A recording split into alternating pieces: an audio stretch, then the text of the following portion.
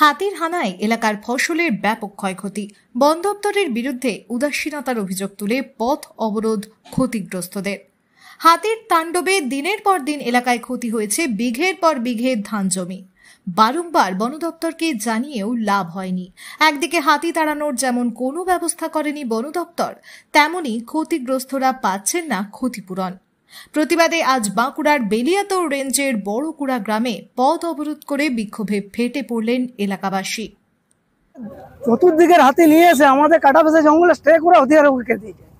বনেও রাখতে পারে হাতি বন দপ্তর, কিন্তু চাষির জমিরও তো বাপুতি পৈতৃক সম্পত্তি নয় যে চাষির জমির উপরে ক্ষতি করে রাখা। ওরা টাকা পয়সাও দেয় না যে জমিতে ধান চাষ করে হাতিকে খাওয়াতে হবে, এটা কোনো আমাদের বাধ্যতামূলক রেজিস্ট্রি করা নয়। অতএব তাই আমাদের অনুরোধ, রেঞ্জার সাহেব বড়কুড়া গ্রামে আসুক। স্থানীয়ভাবে জানা গেছে, সপ্তাহখানেক আগে পশ্চিম মেদিনীপুরের সীমানা পেরিয়ে প্রায় 25টি হাতির একটি দল বাঁকুড়ার বাঁকাদহ রেঞ্জে প্রবেশ করে। সেই দলটি দ্বারকেশ্বর নদ পেরিয়ে প্রথমে সোনামুখী ও পরে বড়জোড়া ব্লকে প্রবেশ করে। হাতির দলটি বেলিয়াতোড় হয়ে প্রথমে বড়জোড়ায় পৌঁছে গেলেও দলের 7-8টি হাতি ফের আচমকাই পুরনো পথে ফিরে যেতে শুরু করে। এই হাতির দলের তাণ্ডবের ফলে কার্যত 2 দফায় ধান চাষের ব্যাপক ক্ষয়ক্ষতি হয়। ক্ষতিগ্রস্তদের অভিযোগ, ক্ষয়ক্ষতি কমানোর জন্য হাতির গতিবিধি নিয়ন্ত্রণে কোনো ভূমিকাই নিচ্ছে না বন দপ্তর। এখন হাতির যেটা রুট আছে সেখানে হাতি যাবে, তো এবার ব্যবস্থা হচ্ছে আমাদের যে বড়জোড়াতে আমাদের যেখানে হাতি থাকে সেখানে ওখান থেকে ঘুরে যাচ্ছে, এবার হাতি থাকছে না, যার কারণে সমস্যাটা হয়েছে। হাতি যদি ওখানে ঢুকে যেত তারপরে কিন্তু এই সমস্যাটা হতো না, যার কারণে এখন সমস্যাটা হচ্ছে।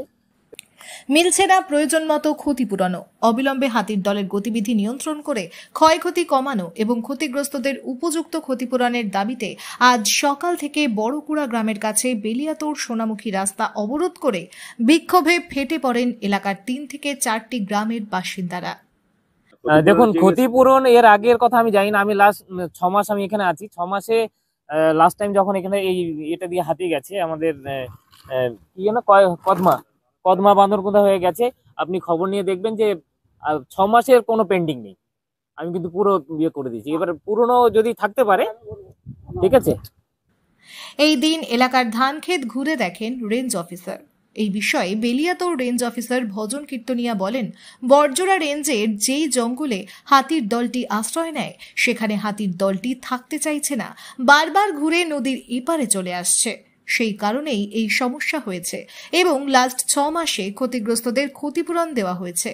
হাতিগুলিকে অন্যত্র সরানো হবে এবং এই ক্ষতিগ্রস্তদের সঠিক ক্ষতিপূরণ দেওয়া হবে বলে তিনি জানান।